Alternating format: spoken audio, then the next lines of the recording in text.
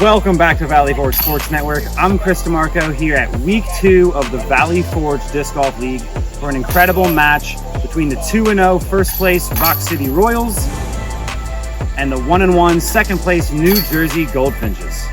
All right, we're here with Rock City Royals GM Scott DeMarco. Now, Scott, after the first week, you guys are in the lead. You're the only team to be undefeated so far. How does that feel? What's the talk amongst the Royals guys? We're not thinking too much about the wins. We're just thinking about the next game. Next man up. Just make sure we keep doing what we're trying to do. So we're playing a little bit of a different layout here at Greystone Woods. We've got a couple blues holes that we're working in. Is that changing the approach out there, or are you still going to kind of lead with rotor shots and follow up with yours?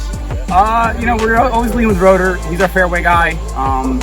You might not have seen it in the first video, but he hit basically every fairway. It was pretty boring. Fairway after fairway after fairway. But we're trying to stick with that, and then basically decide between Paul and I and see who has the best advantage for going aggressive. I love that. We're here on the putting green. Let's catch a quick word with Brian Roeder and see how he's feeling about today's match.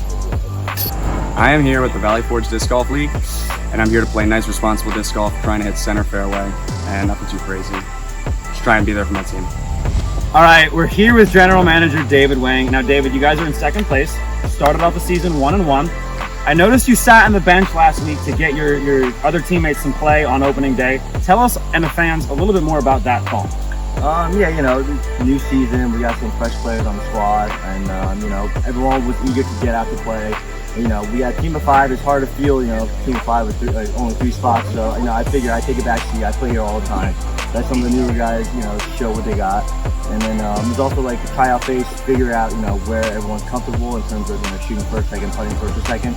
So I think we got a lot of good intel from that, and we're going to use that for the rest of the season. You won GM of the Year last year in the Whipping Whippleball League, so I'm not surprised to hear you with that extra strategy. Royals have started off 2-0. Are you guys feeling intimidated by that? Are you feeling motivated by that? Or is it something that you're not really thinking about? Not really thinking about it. We know if we just play our game, we can't lose. So I know those players like to get a little rowdy, and we're not going to let that get to us. So we're just going to play our own game like usual. Love to hear that. Let's check in with Stephen McGovern and see how he's feeling about today's match between the Royals and the Goldfinches. I'm just trying to make my transition from wiffle ball to disc golf right now, and today I'm just ready for some really good disc golf. All right, folks, week 2 VFDGL. Chris DeMarco here with Lefty McGovern. Now, Lefty, we got Rock City Royals versus NJ Goldfinches today. What are you thinking about this matchup? I mean, Chris, we have a classic matchup between the Goldfinches and the Royals. We have GM David Wang and GM Scott DeMarco, 2 VFDGA legends. There's nothing that these two guys haven't competed in, Chris. Yeah, Lefty, you're throwing me back to the FLBBL, Front Lawn Basketball League. They might be the only 2 guys in the Valley Forge Disc Golf Association who competed that long ago. Yeah, I mean, they're definitely OGs in competing in this type of environment, and it shows. We got an interesting layout today, as we mentioned. We're playing some of the blue holes here at Greystone Woods. Let's head over to hole 1 blue at Greystone Woods for game 1 of week 2.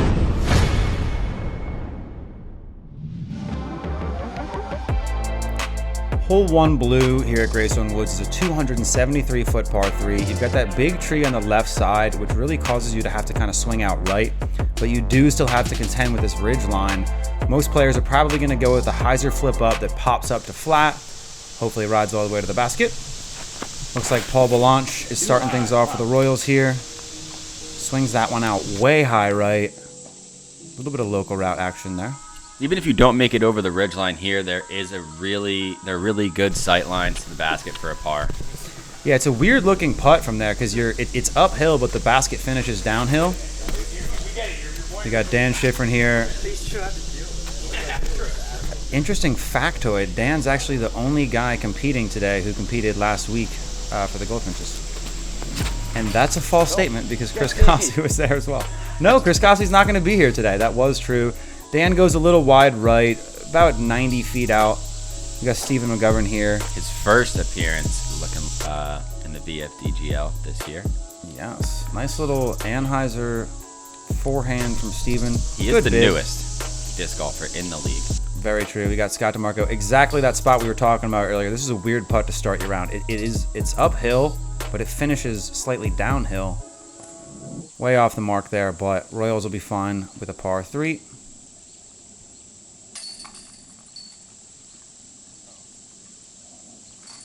Appreciate making me put bad throws in the video. We got Travis Rollins on throw cam today. This is only his second time filming disc golf. You know, we want things to look as crisp as we can, but we also want to get all of our guys some experience out here. Hole 2, par 4, 453. Really interesting tee shot. I'd like to be conservative on this one. You really kind of want to just flip something up, let it ride straight, and try to go big with this sidearm second shot here. Get yourself a look at the birdie 3. This is one where we have seen a lot of separation. We had the Tundra and the Finches hit it last week. Royals and the Galaxy missed it. Let's see what Paul does off the tee. This drive really separates the men from the boys, Chris. And as a lefty myself, that second shot, if you set yourself up, you're in really good position no matter where or how far that drive goes. Nice stroke from Steven. You can tell he's new to the game. Kind of gingerly on the release, but he does push that one out far. Paul kind of struggled a bit. The Royals are back, but remember, this is triple scramble. So if we saw Paul's shot, it was the best of the group. And Scott going with his ridiculously understable F6. Puts that one on a hyzer, turns it over, but has enough of a nose-up angle to control it. Good stroke from Scott. That should help the Royals secure the par. David's first shot of the day. Yeah, Dave, let's go. Waxed that tree there, but it almost looked like it gave him a little bit of turn and some extra push out of the disc. Well, you don't need to justify it. Scott, a little over 100 feet left to go to the basket here. Probably just trying to get up and down for the 4 at this point. I'm a huge fan of Scott's forehand up shots here. Super nice touch, getting up close to the basket. Oh, Dan dinks the pole. Great stroke from Dan Schifrin. Yeah, Scott has that weird, like, one-finger forehand that he does. Andrew Marby does that as well. I feel like it almost gives him more flexibility with his positioning with his legs. I don't know. Maybe it's just that flexibility he's got. But both teams are going to clean up the par. Travis Rollins. Oh, the mountains are blue. Cameraman. Let's go. Shane. Caddy to the cameraman. Camera caddy. Yeah, I'm the beer caddy, actually. Yeah. Stay hydrated. As we take a look at hole 3, Greystone Woods is hole 4 blue, par 4 567, sorry. You'll see Travis Rollins has the first league strike of the season. He's kind of forming into a bit of a bad boy there. We saw him drinking some questionable beverages before this tee shot here. Travis, we're going to keep our eyes on you throughout the season. And folks, make sure you're following us on Instagram to stay in tune with all the extra little additionals throughout the season. We had to generate the league strike rule just to keep the players in line. Make sure the group chats are well behaved. I definitely think I have the most league strikes in the association. You have at least 2 as Scott Pewers hole 3 here. Very difficult to determine when you want your disc to hyzer back in. It is very crowded down there, as we saw the drone struggle to get through how thick it is down there. This is the first blue hole played in the VFDGL, and it's a doozy.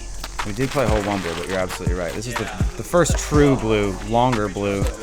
Steven, kick off the tree. Looks like the Finchers are struggling a bit here off the start. And David going sidearm. Interesting choice as this one finishes so far to the left. Come on, Dave. Beautiful hyzer flip to turn from David Wang. And honestly, that looks like they've got a putt for the 3 there. Incredible recovery from David. We saw Scott reach about the bottom of the hill here. Probably about a 150-foot upshot here. And you got to remember that there is that steep decline behind the basket here. Looks like he tried to keep it low. That's what he did, but skips a little bit too far. But nothing Scott DeMarco can't manage. Yeah, not too bad. Probably wanted to land that about 20 feet shorter of the basket. You don't want to go too soft with it. You really increase your chances of the roll away with that. David with a long range putt here. Misses that one a bit short left. I'm going to drop a Brian Earhart here. David Wang is one of the better standstill, flat ground, long range putters in this league from the stagger, as he gives that one a run from super deep. And Roeder struggling a bit on that putt from outside the circle. Looks like both teams are just going to par out here, Lefty. 3 holes, 3 pars. Yes, I mean, I think changing the layout is definitely making it harder for the guys out there. I don't know if it's setting in mentally yet, but as you can see on the scorecard, we have no birdies at this point. Hole 4, par 3, 314. This is an interesting shot. It really pushes straight off of the tee, but you do need something that's going to hook up to the right at the very, very end of the flight. You do have that left tree leaning in on the side of the fairway, which makes it really hard to go for the turnover. So most guys are probably going to try to go with a hyzer flip up forehand, exactly like we see from Scott DeMarco here. Chris, do you think the players on the blue tee on this hole take sort of the similar approach as they do on the white? That's a great question. I think on the white tee, again, you do have that left leaning tree, but because it's a little bit more true straight, it's a little bit more of a simple hyzer. This one, you kind of almost need to get a little bit of turn as the disc, as we see Steven again taking a beautiful line. I'd love to see my brother having 3 of the first 4 tee shots for his team in his first ever competitive round. Yeah, really nice strokes from him so far. Although I will say I would like to see a little bit more out of David and Dan as we pick things up a bit here. The players requested for a more challenging layout after playing whites in the first week. And so far, it looks like Greystone Woods is getting the better of them. Fincher's looking at the easy 3. Let's see if Scott DeMarco can get this started. The Royals, yeah, really hard to keep the height on those Anheuser putts there. There's so many trees around that basket too. It's not a gimme at all. No. Can we talk about how the Finches have taken Steven's shot on 3 of the 4 holes they've played off the tee? I mean, that is ridiculous. The kid's played less than 10 times in his life. Lefty. If he said it, he meant it. Hole 5, par 3, 283. This has got to be one of the more challenging tee shots in terms of the first portion of the shot here at Greystone Woods. Realistically, if you can get through this tight gap on the left side, you're probably going to be able to push most of the way. If you can just get through this tight gap in the beginning on a hyzer, the rest of the gap is probably just going to kind of shape up naturally with the disc. As we see Scott do just exactly that here on hole 5. Gets a little bit of love from the tree. I think that one probably would have gone long, but I wouldn't call that lucky. We do see that happen quite a bit on this green. And it looks like David Wang's going with the opposite route. You saw Travis Amico take this route from the white tee last week. Yes. A righty backhand, skirting around. It's a little bit risky.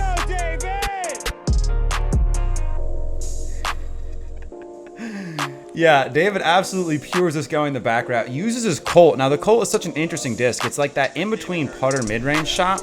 He's able to get that thing to stretch and fall flat out of the air like a putter. Travis Rollins again. We're getting league strikes. You know what? I think we need to give him his second league strike for that, folks. And if he gets 3, he will have to supply the entire league with a box of Cracker Jacks. Yes, Scott.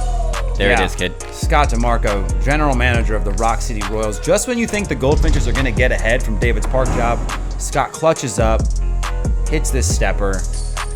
Amazing putt from Scott. First birdie of the day coming on hole 4. No one would have expected that.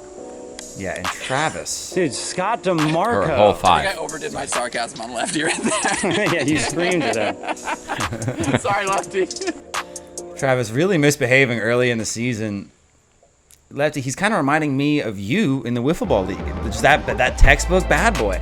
Hole 6, par 4, 436. This is a really beautiful tee shot over the water. Now again, take a look at the entrances here. You've got that early entrance, but if you go early, you're gonna have to contend with the low ceiling from that green tree. And if you come in late, you can see just how tight this is. It will open you up for a potential look at the eagle. But I mean, pick your poison here, Lefty. This is a tough tee shot. Let's just say that drone work going over the water, fabulous. Yeah, I'm doing my best with it.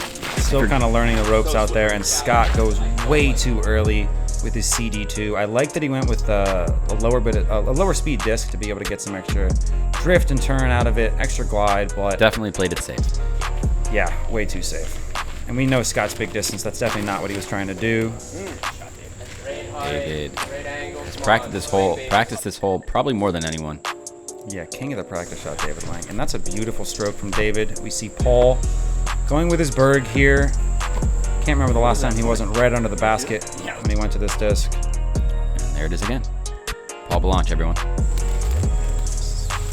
Seems like every time the Goldfinches drop a nice shot, the Royals respond. We haven't seen them push forward like they usually do, the Royals, but good disc golf. Here's my brother here, Steven. He is a natural-born baseball player. He knows how to get the disc out at any angle. For the win.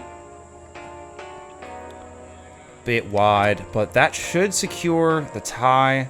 Both teams going to get the birdie 3 here on hole 6. And as we see as we see Steven cleaning up Lefty, what do you think about that performance? I mean, -2 across the board. Not really the scores I was hoping to see out here. The players requested a more challenging layout. I mean, it was a tight match the whole way through, but what do you think of the action out there? As far as the Goldfinches go, I want to focus on the positives and less about the negatives.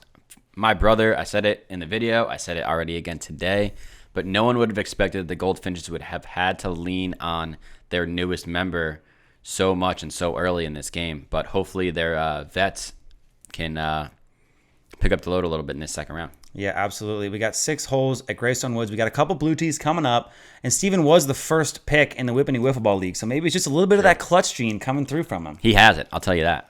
All right, folks, we're going to head back over to Greystone Woods, get a real quick word from the players. All right, so we took the draw in game 1. Not what we came out here to do. We threw some good shots, just couldn't quite get the stroke back. We're hoping to give a better performance here in round 2.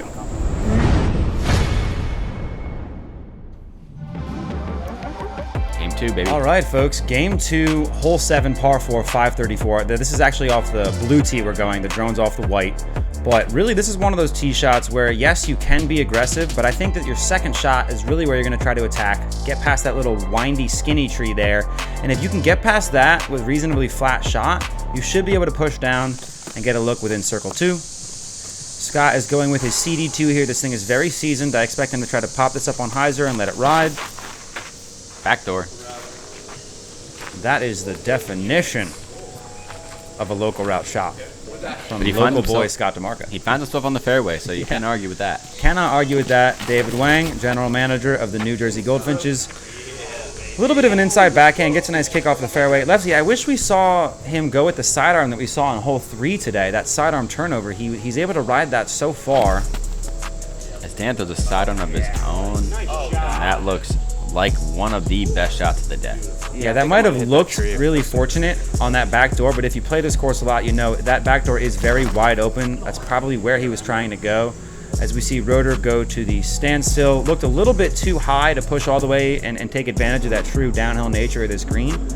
But he gives Scott a look. He's been hitting them all day. There it is. Apparently. This kid can do no wrong. Another one from Scott DeMarco. He's been dancing all over the basket this season. It's actually crazy. It's a magnet. The kid has magnets in his discs. Let's see it again. Look at the stepper. That's his 3rd one of the day. We know the Goldfinches are up there with a reasonably easy look at the 3. Scott's able to match there here on hole 7 and hole 1 of game 2. You just need to find a way to stay out of Scott's way. Yeah, stay out of his way. And Dan Schiffer, nothing can get in his way on the green. We talked about it in week 1, opening day. This kid can putt from any angle. Nice stroke from Dan Schifrin. Number 5 cleans up the birdie 3. Let's step into hole 8, par 3, 278. This one does line up reasonably well for the backhand turnover, but because of the nature of the downhill left side, most guys are going to go with the sidearm. You're able to keep your eyes on the gap, and if you do hit a tree, you're not going to kick so far down the hill. Does the tight tunnel have anything to do with why you see righties go with the forehand? I think it's really mainly because of that backhand spin. If you miss with the backhand on the left side of the tree, you are going to fly all the way down the hill there, and there is a bit of a swamp down there as well, so lots of incentive to go sidearm here. Dan, so good with those nose angles. I love that. He loves that. He loves that high shot. Finch is trying to keep pace with Scott DeMarco and the Royals here, as Scott sees another stepper. Surely he cannot bury another one. I think he can. Amazing. Runs it from down. Scott. James Conrad. Was that his 3rd one? I said it was his 3rd earlier. I don't know. He's just hitting so many today. I can't even keep track. He's hit so many of these little, like, yes, it was pro side, but he barely squeaks it in. Just doing exactly what he has to do to get his team over the finish line here on hole 8. Secures the birdie 2. David Wang, he never goes to the stepper, and that's such an advantage on some of these awkward greens. He's uphill, probably some roots by his foot. He does go for it with some expletive language there at the end, but he misses long here on this, and that's going to help him clean up.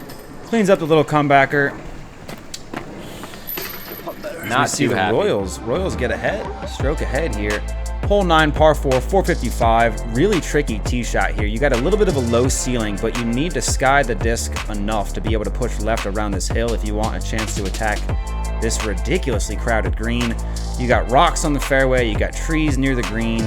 A lot can go wrong. You see the water there as we take a look at the back of the green.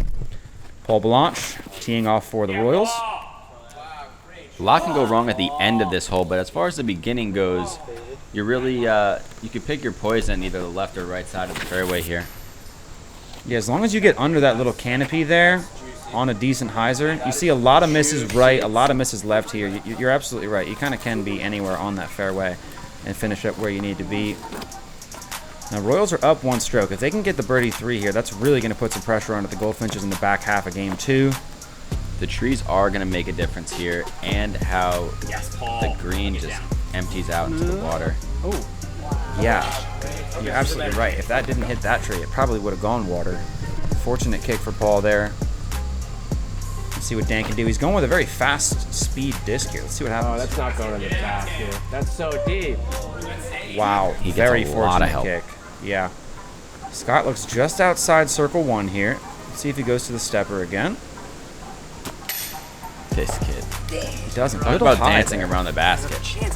Yeah. At least he drew metal, gets him the par, but when you're playing triple scramble, you're going to want to be able to attack this hole. I notice a lot of the tricky par 4s are being scored on as the Goldfinches tie things up here on hole 3.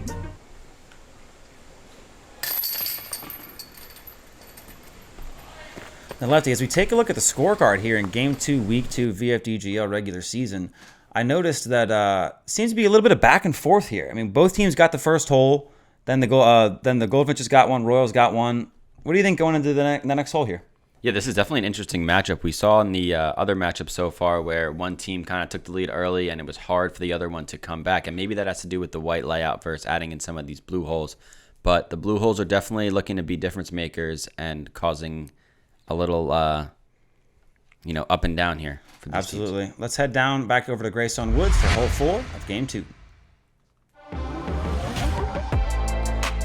All right, hole 10 here, hole 4 for game 2, par 3, 244. This is just such a beautiful tee shot here. Left to right, leaning slope. You're gonna see a big mixture of approaches here on this hole. All you gotta do is get it over the water. If you push through the gap on either your Annie or your hyzer, you're probably gonna be near the basket. Not too much can go wrong in the later half of this flight. Wow. Dan just absolutely laces that one up the fairway. Unfortunately, we don't have catch cam on this one. This was our first time filming both games in both days, but if you're a snob for quality, I highly recommend checking out the Battle of Greystone Woods coming out next week. Got a beautiful 3-camera setup. You quality snobs are going to love it. Scott, a little bit of poor luck off the triple tree there in the center of the fairway. Let's see if Paul can get crafty with his bird here. Get the Royals an easy 3.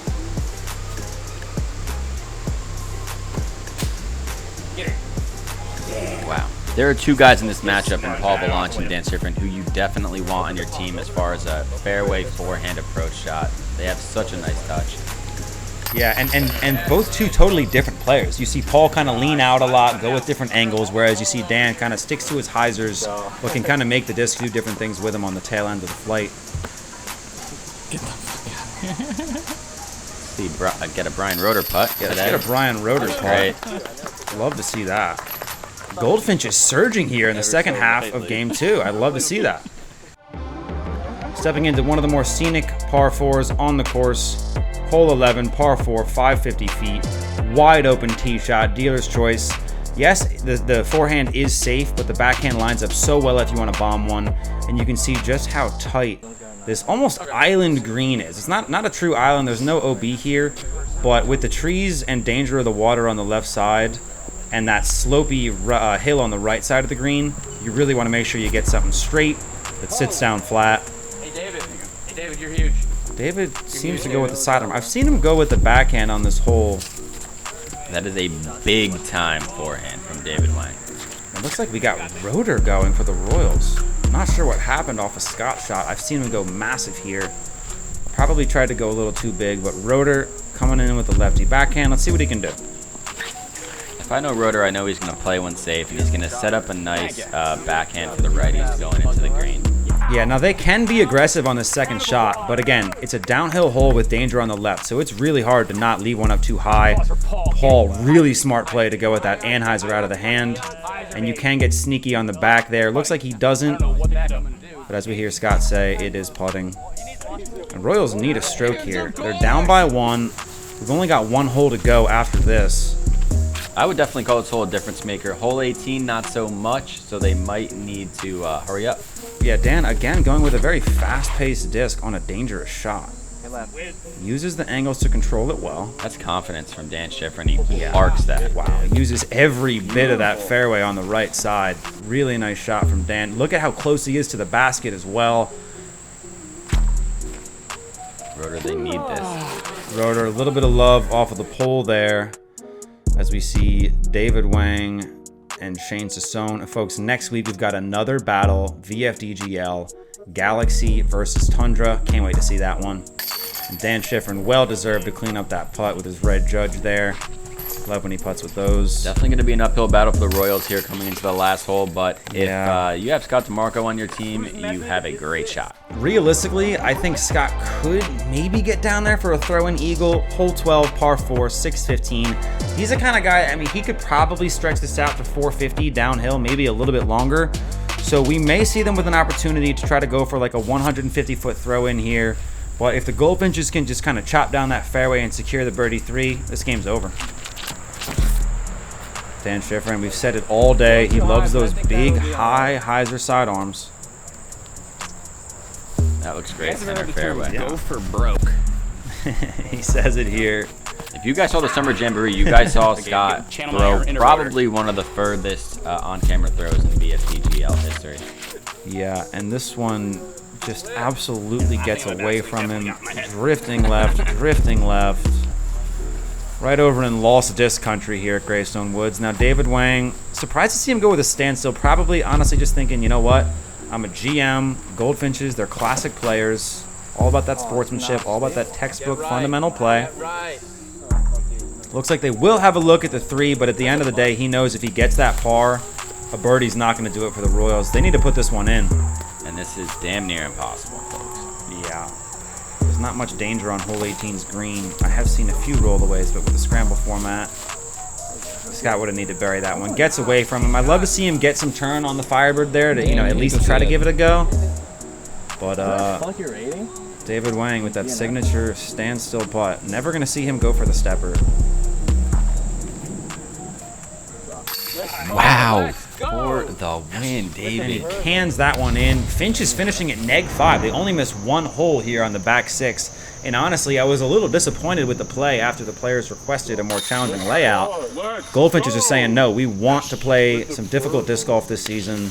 It's only a 3-week season. The action's jam-packed here on Valley Forge Sports Network.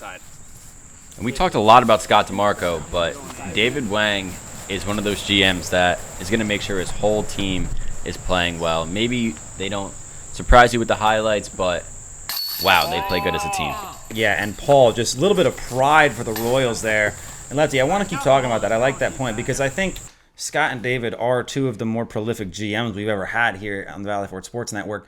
They both bring out so much in their players in different ways. You've got Scott constantly talking strategy, constantly talking about the order their team's throwing. He'll change it up if things aren't feeling right. He's really great with that kind of positioning down the fairway. And from sort of a less tactical standpoint, David brings such good vibes to the team. We see him bringing the bagels before the round, bringing coffee. Do you have a prediction for GM of the year? I know you're obviously going to be in the running there as well, but I mean, it's going to come down to a vote at the end of the season. What do you think about that? I think when it comes to disc golf, I gotta leave it up to the two OGs, and Scott and David. Scott is arguably the best player in this league right now, and David's just a classy guy, and the votes could go either way. Yeah, folks, next week we've got the Battle of Greystone Woods, our first ever sanctioned tournament. We've been throwing events on this channel and in Valley Forge for a long time. Valley Forge, for those who don't know, is based on the cul-de-sac Valley Forge Drive that a lot of us grew up in. We had the Front Lawn Basketball League, Whippany Wiffle Ball League. We've been doing this for a while, but this is the first time where we're really kind of stretching our legs out almost into the real world here with our first PDGA sanctioned event. Lefty, the event's tomorrow. The video is going to be coming out next week. How excited are you? Yeah, I mean, this is the big leagues. I mean, if you guys don't know what it's like to play in a PDGA event, this is definitely the one that you're going to want to look forward to for next year and the years to come. Yeah, absolutely. I'm really excited to see how things go. We got me, Brian Roeder, and Tim Gabur on camera. 3-camera setup. Really excited for you guys to check it out. Folks, we will see you here later this week for the Battle of Greystone Woods, and of course, again next week for the Arctic Tundra versus the Milky Way Galaxy. Lefty, one last thing. I know you've been talking a lot about trying to form that rivalry with Travis Rollins. How excited are you to face off against him in the Tundra next week? I just know that there's definitely going to be some bang plays out there. Me and Travis are two GMs that you're going to want to watch. I love it, Lefty. We'll see you folks next week.